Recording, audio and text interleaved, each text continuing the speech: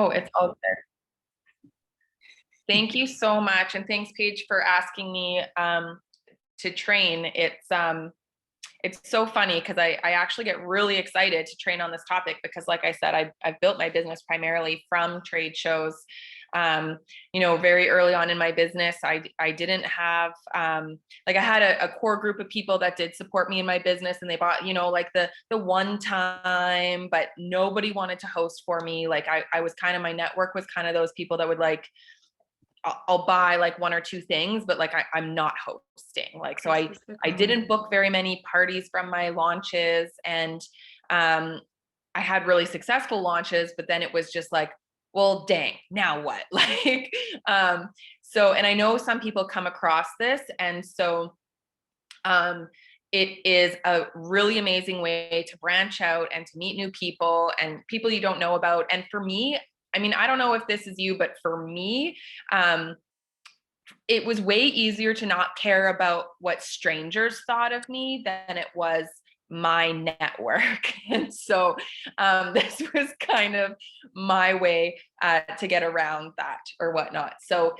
love trade shows. So there's lots of different trade shows that you can do. You can look on. So first, I'm just going to quickly talk about how you can find them. So you can find them through Facebook, Google, like trade shows in your area, little markets. Lots of times schools will do different markets or fundraisers and stuff like that as well. Farmers markets. So one thing you definitely want to ask though is that now most places that do trade shows and who like companies that are consistent with doing trade shows or more established, they will not have more than one Arbonne rep. So if it is a smaller market or something, it probably is a good idea to ask, like, I will be the only Arbonne rep there. Because I have, it's only happened twice. I've been in Arbonne 10 years. It's only happened to me twice, but it really sucked when it did happen, because then you're kind of in competition with another Arbonne, and like Arbonne's amazing. So you kind of like, it's just, yeah. And so it just really then depends on your location in the trade show, as well on who gets that business or whatnot. So it can be a little frustrating, or people will enter both draws. So then it's just very confusing. So I highly recommend asking that if it's smaller trade show or market.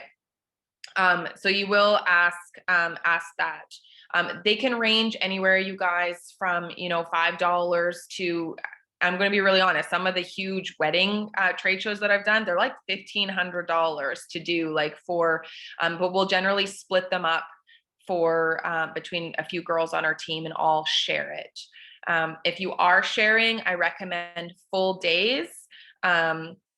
Just from a business perspective, I've done a half day before, but you don't know if the morning's going to be busy or the afternoon's going to be busy. So if you are doing a trade show, I would highly recommend, I know sometimes we just got to do what we got to do, but I'd highly recommend doing a full shift. The only exception to that is if you are getting a registry list. So sometimes for wedding shows, baby shows, those are the two main ones. You'll sometimes get a registry list. So even if people don't show up to your booth, you get a list of everybody that registered. So that's when it's worth it to do a half spot, so to speak, because you still know you're going to get X amount of names from the list afterwards. Some other important things to talk about before I go into like what you say and do like at the show. We do not stock product, you guys. It's actually against compliance to be stocking product at a trade show. Plus, I don't want you to be spending a whole boatload of money on a bunch of products. You're not going to sell products there. We have like over 400 products. You have no idea what people are going to want. If people want something, you can always sign them up as a preferred client or have a showstopper special, which I'll get more into at the actual booth. So then they're getting their products delivered to them. Plus, you want people in your back system too, so that you can follow up with them, so they qualify for free gifts. We want to optimize our system that we have, right? And that's why we don't give away our discount normally, right? Because then people are only ordering through you when you have a discount. Like I think about other network marketing companies, which I love. Like I love Tupperware. I love Norwex. Like I love those companies, but I don't have a consultant I am loyal to because I normally get them at trade shows and I buy on the spot. They don't get me information. Nobody follows up with me. So you want people in your back system. So it triggers you to follow up with them. So I hope I make sense to everyone there on why that's really important. Another thing is my background, you guys, is in insurance. And so I'm all about like risk, all of that kind of stuff. So I do not sample products or anything like that at the trade show. I do not make protein balls. I do not sample fizz. I do not do any of that stuff. And the reason for that is, number one, normally at a trade show, you need to have food and safety, like, and get certificates and all that kind of stuff. So if you don't do that, you can actually get into a lot of trouble through the trade show. But also if somebody has an allergic reaction to something because you don't, like, you set yourself up for a massive liability. So do not sample products on the trade show. Now, if somebody picks up something from my booth and like puts it on their hand or whatever, and I'm probably a lot more cautious than most people just because of my background, more conscientious or cautious than I probably need to be. But if somebody picks something off my table and they're the ones that like is lathering their hands in lotion, that's fine. You didn't do anything. If somebody asks, can I use this? I say, yeah, sure. Have at her. So people can do that, but I don't. And I might give a stick, like a fizz stick if I'm talking to somebody, but I just don't do pre-made stuff. Okay. And then the other thing that when you show up to a trade show is, sure, I don't have to tell you guys all this because it's pretty straightforward, but again, doing this 10 years, you'd be surprised. You want to look like I'm just going to say it black and white, you guys, but you want to look like you sell health and wellness and beauty products. Like, please, like, do your hair up a little bit, like wear makeup, dress professional. Don't be wearing ripped jeans and a crop top with your hair in a messy bun. Like, again, you'd be surprised.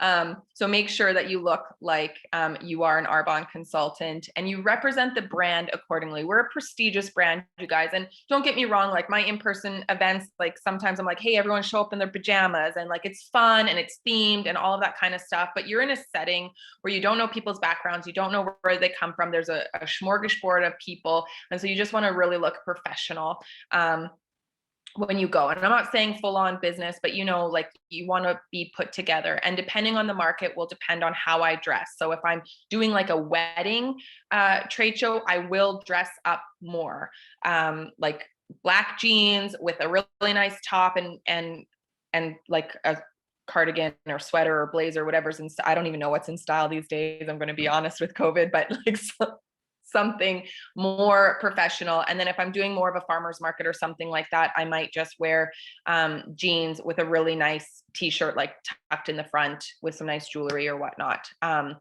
So yeah. So then when you're at the trade show, I will send a picture actually to Paige. She does also have my ballots, so she can maybe put them in your guys' board so that you have access to that.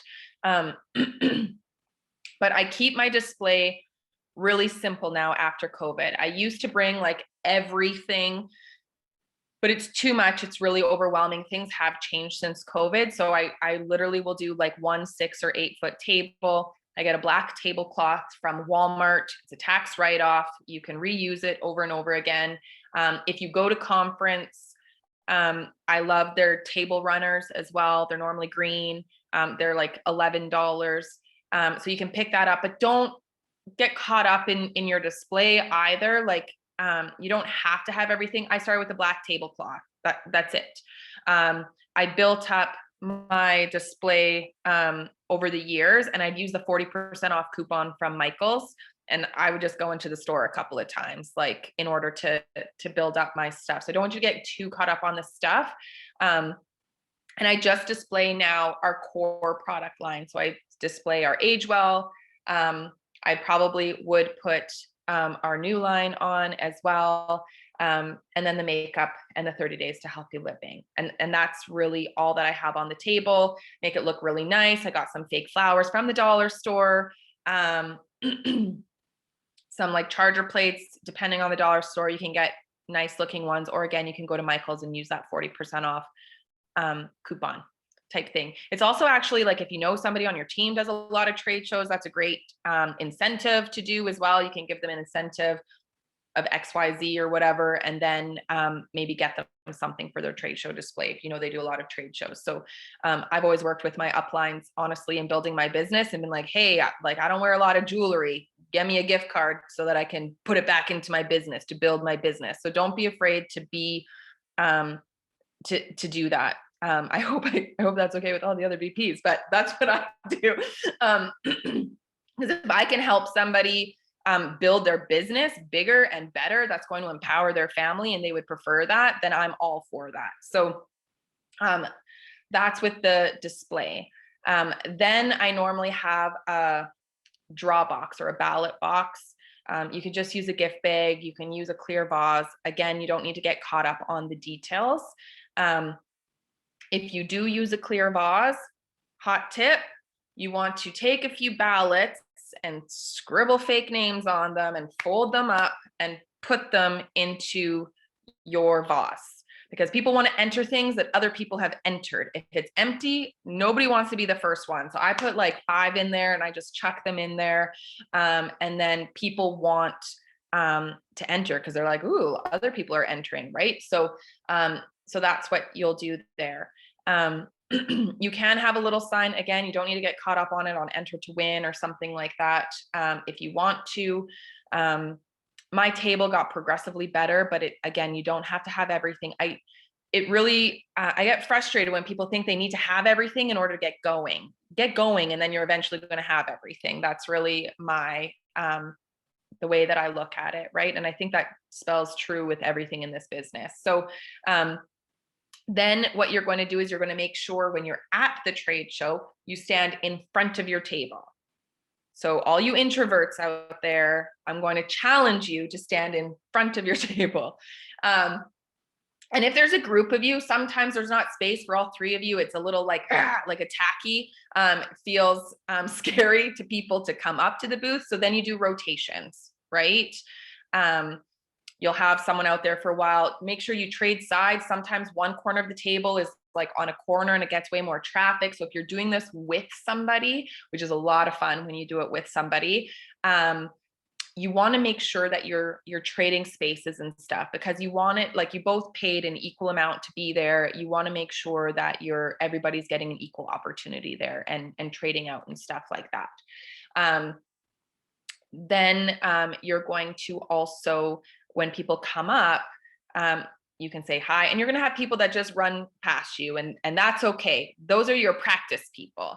When you start talking out to those people and they just keep going, like, that's your practice. You're just getting your words out. You don't need to worry about if they do anything. It's just preparing you for when the people that want to come and want to listen to what you have to talk about. And so when people come by, like, and people are walking, like, they're not even looking or anything. If people are walking, I literally will just be like, hey, have you heard of Armand? And that's what stops people to then look and be like, oh, what's Arbonne? Or yes, I have. And if they say, yes, I've heard of Arbonne, I say, have you tried it? Because I want to bring them in to my booth to have a conversation with me. And then after you say, if you've heard of Arbonne, have you heard of Arbonne? If they haven't, you can give them a quick 15-second, 30-second blurb of what we are. We're a vegan health and wellness company. We specialize in, European standards. So we don't have a lot of the nasties that a lot of other products have out there. We're vegan and gluten-free. Would you like to enter a draw? Like, it's really like condensed. You don't have to go into, because some people get lost in all those details. You just want their contact information so that you can contact them later to share the Arbonne story. You don't need to share the Arbonne story at the trade show. Does that make sense? So would you like to enter a draw? And I always say, because of the type of person I am, I'm a huge skeptic. So I always put myself in the person's shoes that's coming up to my booth. So if I were to get a text that said I was a winner, I would totally be that jerk that was like, I bet everybody wins, and put the person on the spot and make them feel like, oh, like all weird and stuff. Like I'm that jerk. I would be that jerk. So I am careful with my vocabulary so that when I do get that, then I don't feel sleazy or anything that like, oh, you're just trying to get people or whatnot. And not saying that people think that. Again, it's my own story. So I'm sharing more from my story perspective in case anybody else has similar stories that they tell themselves. But I always just say enter for up to $100 of free product at your mini spa day with 3 to 4 girlfriends. And so I'm not saying enter to win, I'm saying enter for up to, right? And so then when I message them, I let them know that they were one of my winners. And I normally pick one person that gets the $100. And then I do tiers. So I'll do a whole bunch of people that get $75 of free product, which is really a little bit more now because I just bring a box of fizz. And then I'll do $50 after that. So I do tiers. And then that way, if somebody puts me on the spot and says, oh, I bet everybody's a winner, I'd be like, oh, actually, like you weren't my grand prize winner. You were one of my runner-up winners. And then they're like, oh, okay, that's cool. I'm not lying, but they don't know how many runner-up winners that I have. And I just have been put on the spot like that. And again, I think I attract that because I am that jerk. So I attract other people that are like me, right? We tend to attract people that are like us. So, sorry, I'm just laughing at myself, but that is 100% what goes down. So if you can't afford $100, that's totally fine, you guys. Your grand prize could be $50. And then your runner-ups get $30 worth of product, right? It doesn't have to be, I worked up to that. So it doesn't have to be hugely astronomical or anything like that. I will also share the text that I send to the winners. And I just pick who I connect with the most for the 100, for the 75. So some logistics. If people come in a group, what I do is I will fold that group. So let's say Sabrina, Lindsay, and Paige come to my booth, right? And all 3 of them enter the draw. I don't want to message all 3 of them. I'm going to pick the person that I connected with the most, the one that seemed most excited about having a spa day. I'm going to put a star on the back of their ballot. And then I'm going to fold all their ballots together. So I know that these 3 girls came together. And then when I message, say Sabrina, that she, is one of my winners, I could even say, oh, and she's like, oh, I don't know who to invite. I could say, oh, well, Lindsay and Paige at the wedding event, they seem super excited to come. So you got 2 people right there. And then they're like, oh my gosh, you actually remember who came with me. And it does a lot for that connection, you guys, right? Because people don't care how much, they care how much you care, right? They don't care how much you know, they care how much you care. So when you remember things, it really goes a long way. So same with if even just one person, I write something on the back of the ballot that will remind me of something. If they come with kids, I might ask like, oh, how old are they? Or what are their names? Or what do you guys like to do? Like I'll write that on the back of the ballot so that I remember something to connect with them, or if they're expecting, or if they're getting married, when the big day is, which actually also helps too, because if you do a wedding event and nobody is messaging you back, it's probably because their wedding is within the next month or 2. So then you can message them after the wedding date and you'll get a response. Because I used to actually be like, oh, I'm obviously annoying them. Again, self-limiting story. And then I've actually had people join other people's teams. And when I do a training on trade shows like this, they'll be like, that's where I know you from. You were messaging me for a trade show. And then it turns out 2 years later, they're on somebody else's team because I didn't follow up with them after their wedding. I just thought that they weren't interested. So don't be afraid to keep messaging. And I'll share kind of those, what I share with Paige. So you guys have kind of those layouts or scripts. Make your own vocabulary to you guys, right? Because then it comes across more authentic to who you are. The other thing is that if you are doing the trade show together, talking about like trade show ethics or whatnot, if there's a group that comes together and they're together, sometimes like Christine and I, we like link arms hardcore for trade shows. So if I have a group and there's like 5 people there, she'll start handing out things for them to get the ballots and stuff. But those aren't her ballots because they came together in a group. You don't want to split groups, you guys. It gets super complicated and messy. If somebody wants to join, like if 2 people in that group want to join, they're not going to want to join 2 different, like they're not going to want to join 2 different consultants. They're going to want to be together. And so just to ease that for future, it's just best to keep friends groups or family groups together. So if there's a group and, you know, Lindsay's talking with them and Sabrina goes in and says, oh, I got about like here, like, and she's talking to them and helping Lindsay out by being like, oh my gosh, yeah, the protein, or that she has something to relate to somebody that maybe Lindsay doesn't relate to them on, she can help with that connection piece and then hand all the ballots to Lindsay for her to fold them together and put them in the drop box. And then Lindsay's going to do the same because there's going to be times when Sabrina has a group of people there and Lindsay's just standing there kind of, you know, twiddling her thumbs. So she can get in there and help with the conversation, help with that connection, but then all the ballots go to Sabrina. So it will balance out, you guys. Please don't get into this. Like I've been to trade shows where people start getting super competitive and it is not fun. When right? A rising tide raises all boats. It will come back to you, I promise. So I really want to stress that because I've seen that happen way too much. And that's why you also want to change positions when you're doing the trade show. Just trying to think if I forgot anything. Does anyone have any questions? I know I went really fast. Sorry. I knew that we started late, so I just like was speed talking.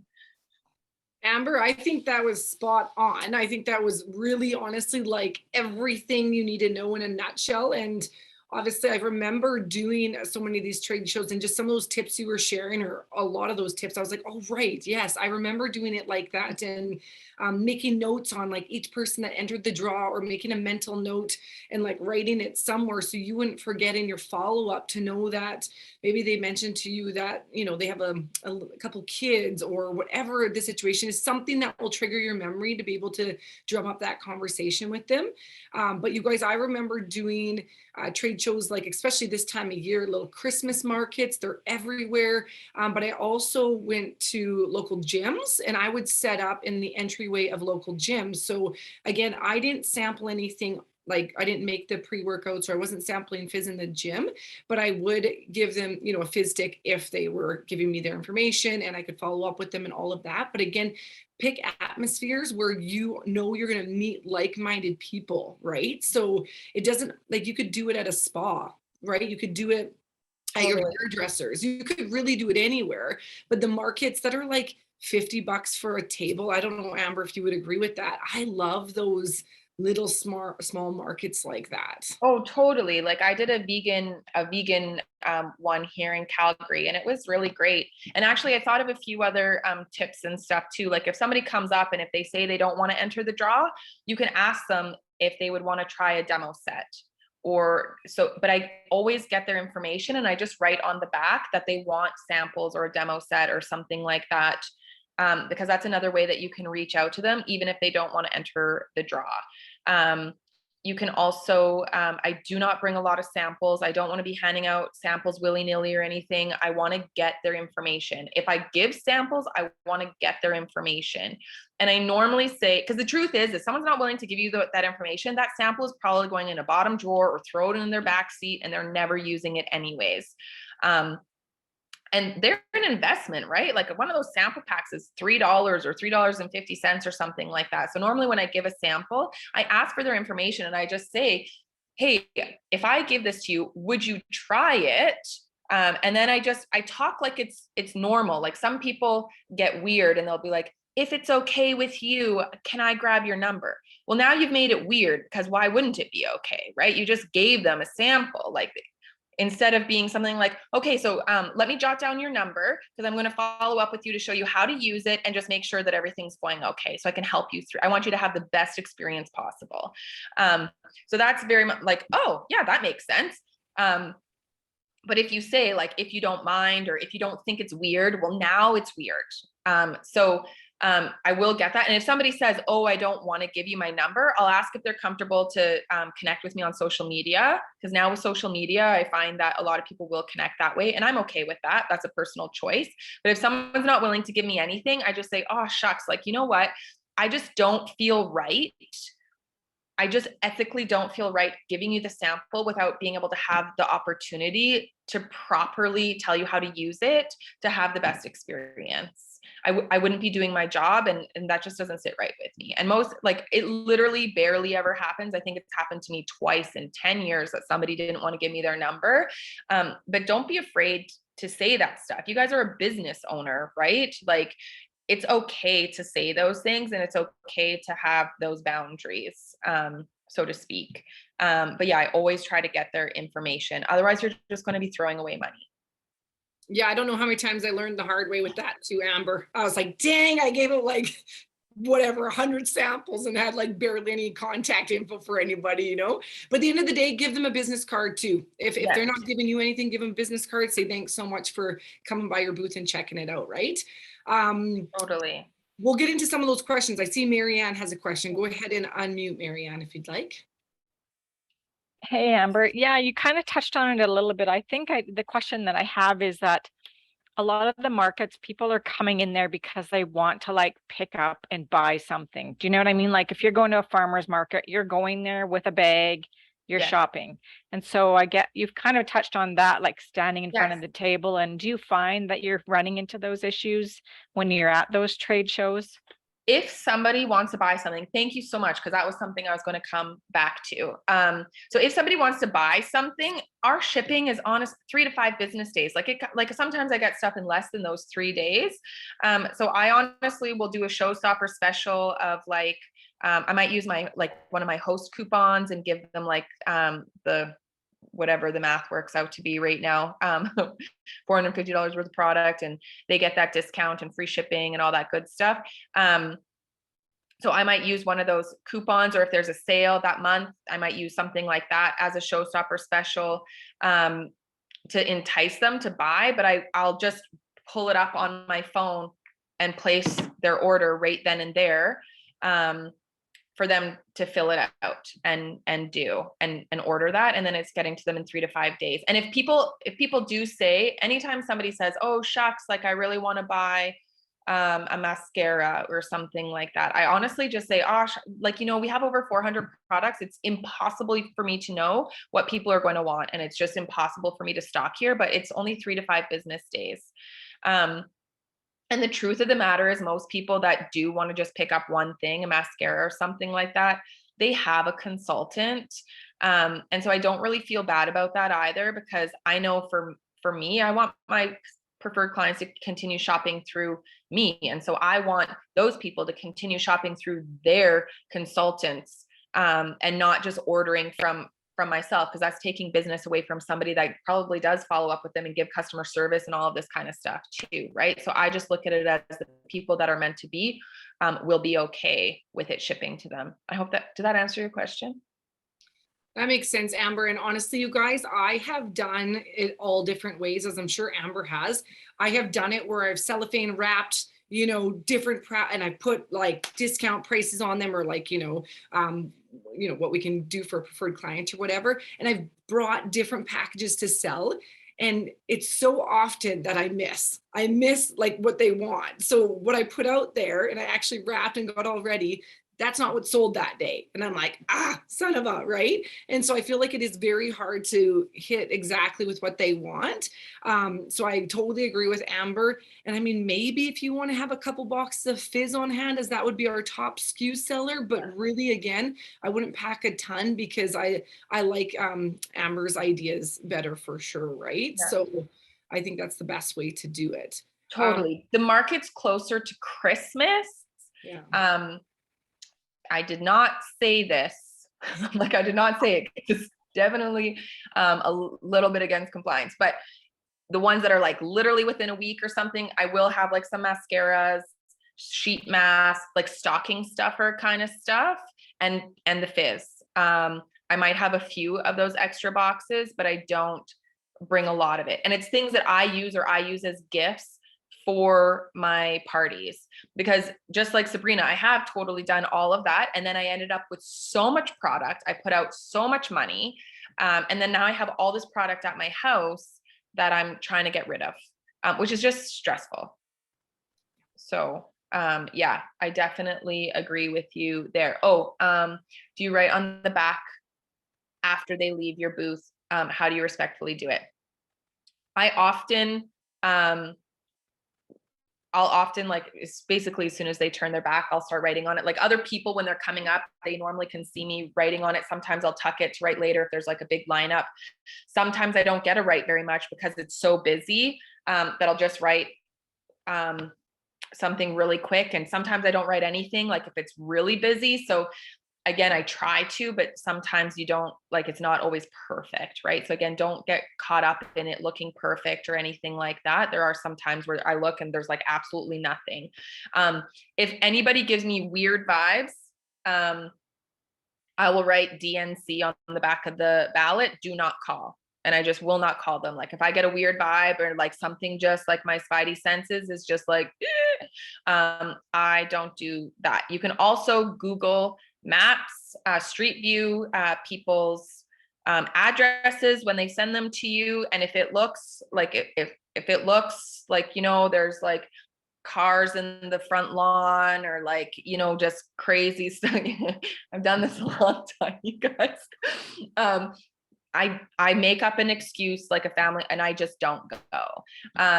So so yeah, you do want to, you know, you get a feel for people. And I don't want to scare you guys or anything. I've never ever had an issue. Again, I've maybe not gone to after I Google Map somebody's house like in 10 years. Like it rarely ever happens, but the insurance adjuster in me is just trying to think of all the different scenarios and give them to you so that you're not in like some kind of, and be like, oh, I wonder what I should do here. Like you're okay. You don't owe anybody anything. If you feel weird or something, like just leave. Even if you pull up and if you get a weird sense when you pull up, like you can just call and say, sorry, I had a family emergency. I got to go. So yeah, the showstopper special Tamara was asking about, I will just do either like our host coupon for the showstopper special, or I'll do, sometimes Arbonne has like some special that I'll do, right? If they have when Arbonne does the free gift, when you only have to do the threshold of 195, that will be my showstopper. So yeah, I change it based on that. Oh, and another tip too, sorry you guys, I feel like I'm all over the place, but another tip, when you do message people, and again, I'll send the script to Paige, but when you do message people, I often, if I need to book up my calendar, like today is, what is it, like the 10th or 12th or so, I don't even know what day it is, but I will basically just say, when I tell them they're one of the winners, and I'll say, and I have a couple dates left in October. If you pick one of those, you also get a free bottle of bubbly. And I go to Costco and I buy the mango bubbly that everybody loves, and it's $8.99. It's a tax write-off. And because I know I'm buying that bottle of bubbly for those people, like instead of giving them the $75 worth of product, I'll give them $50 worth of product. So really, like, you can play around with that, you guys. People are still like, oh my gosh, I won $50 of product and a bottle of bubbly and free facials that are valued up to $200. Like they literally feel like they won the jackpot, you guys. So it just makes it super fun and that sort of thing. And I have had people move their calendars just to get that bottle of bubbly, to fill up the calendar. So yeah, and when you do call as well, own your calendar. You don't open it up. Like, do Mondays, Wednesdays, or Fridays work best for you? You can ask what day of the week works best for them. Or another one is, does the beginning of the week or the end of the week work better for you? And this is just for regular scheduling stuff too, but I find especially for trade shows, once somebody is like, yay, then I say, awesome, let's get that booked right now. Does earlier in the week or later in the week normally work better for you? And then you hostess coach too. Hey, if I were to mail you some samples, would you try them before our spa day? Because I don't give sample. You guys, you can tell that I've given so many samples. I've learned this the hard way. I've spent so much money on samples and gotten nothing in return, or shown up to a host's house and they haven't even opened the packet that I sent them. So I ask, will you try this before I send it to you? And I'll send them like a facial line or whatever, so that their skin is used to it. So before I get there. And then they're also talking about how amazing their skin has felt. And I normally also throw in a fizz. If they are a protein person, then I will also throw in a protein sometimes, but I try to keep it simple, because if you send too many samples, just a confused mind always says no, you guys. And so when you overwhelm people, so it's normally just like skincare, fizz. Are you interested in anti-aging? If they're not interested in anti-aging, I do not try to convince them, even if they're 55 and I'm like, girl, you could use some anti-aging. I just send them non-anti-aging, and then I talk about it at the party.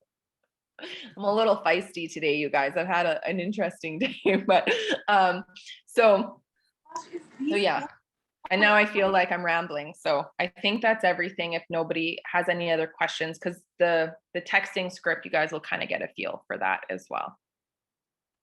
Awesome. Thank you so much, Amber. I have two quick stories to share with you guys from trade shows, just to keep your mind open to, again, the possibilities, and that every event is different, whether it's in an in-home party or whether it's a sample drop-off or a business one-on-one. But I went to a trade show in Fort Saskatchewan years ago. I sold one serum the whole day. That was it. That was my big lead. You know, you could have walked away from that feeling super discouraged.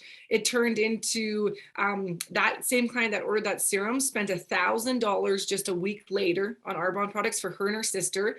And then her and her sister became consultants and became some of my most awesome clients, you guys. So they buy it for that discount, but like, you never know what's going to come from, again, those exposures and meeting new people. And then if you ever feel awkward about what you're doing at a trade show, I will tell you, when I was doing pizza, promoting pizza. So if a guy can feel confident promoting pizza in a gym, we can be confident sharing, you know, obviously our 30 days to healthy living and our nutritional products and everything else Arbonne has to offer at that gym. So obviously keep your mind and your heart open to trying new things. And I think Amber just nailed it completely here tonight on just all the tips, all the information. Thank you for the scripts, because you guys, this has been 10 years of her experience and her knowledge and her, you know, she tried things that didn't work and had to adjust the sales a little bit, right? Like, again, just learning from all her experiences what worked best. And considering she promoted to region off of trade shows, that speaks highly in regards to trade shows, right? So I encourage you guys to get out there and try these, especially this time of year. They go over super well, right? And so again, huge thank you to Amber for taking her time this late on this evening here with all of us to teach us more on trade shows and markets. So thank you, Amber. Thanks for having me, you guys. All right, awesome. Thanks, guys. Have a great rest of your night, and we'll make sure to get all of that added to boards. Bye.